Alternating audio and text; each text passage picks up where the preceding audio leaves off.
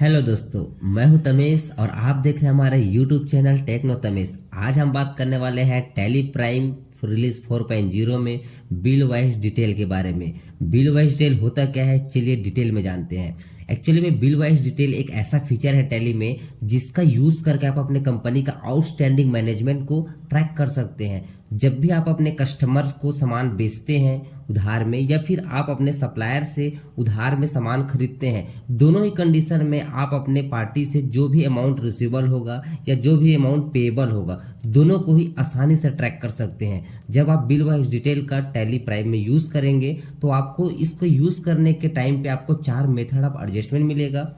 जिसमें पहले नंबर का मेथड है एडवांस का। एडवांस एक्चुअली में होता क्या है, जब भी आप अपने पार्टी को एडवांस में पैसा पे करते हैं, जैसे मान लीजिए आप किसी दुकान पे गए और आपको सामान खरीदना है, आप 50,000 का सामान खरीदे, अब वहां पे 80,000 आप पेमेंट करके आ गए कि भैया अभी मैं 50,000 का सामान लेके जा रहा हूँ और बाद में मैं आके और भी सामान ले जाऊंगा, तो उस टाइम पे आप एडजस्ट कर दीजिएगा, तो 30,000 आप जमा कर लीजिए। तो इस कंडीशन में आपने एडवांस फीचर का यूज करना है। ऐसे ही आपके पास कोई कस्टमर आता है और आपसे बोला कि भैया मैं 10,000 का सामान खरीद के जा रहा हूँ और बाद में जब आऊंगा तो मैं आपसे बाकी 10,000 का लेके चला जाऊंगा करके आपको 20,000 का एडवांस पेमेंट करके चला जाता है। दोनों ही कंडीशन में आप एडवांस फीचर का यूज करते हैं। इसके बाद जो दूसरा मेथड है वो है न्यू रेफरेंस का। न्यू रेफरेंस मेथड का भी यूज तब करते हैं जब आप उधार में कोई सामान परचेस करते हैं या उधार में किसी कस्टमर को सामान बेचते हैं। दोनों ही कंडीशन में आपको न्यू रेफरेंस मेथड का यूज करना होता है। उसके बाद अगेंस्ट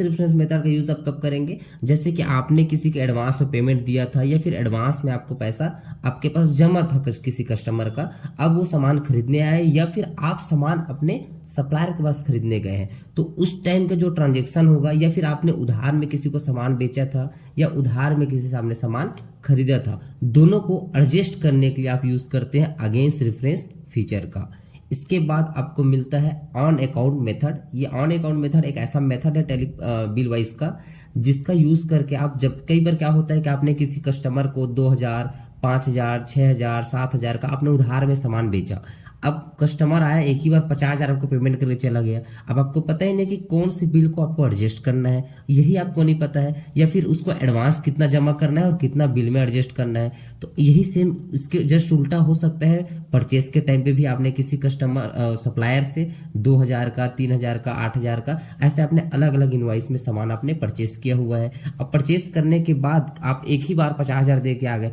अब उस कंडीशन में आपने पेमेंट जब आप करके आ जाएंगे या फिर आपको जो पैसा है एक साथ एक मुक्त जो बड़ी अमाउंट मिला रहेगा, उस कंडीशन में आप यूज करोगे ऑन अकाउंट का कि भैया हम इसको एक बार ऑन अकाउंट में डाल देते हैं। जब बाद में हमको पता चलेगा कि इसको हम लोग को पुराने वाले बिल के, पुराना जो पेंडिंग बिल है उसमें कौन कौन से अमाउंट को एडजस्ट करना है या कौन कौन से अमाउंट को हमको क्लियर करना है या कितने अमाउंट को एडवांस में जमा रखना है, उस कंडीशन में आप ऑन अकाउंट का यूज कर सकते हैं। ऑन अकाउंट का यूज करने के बाद हम यहाँ पे देखते हैं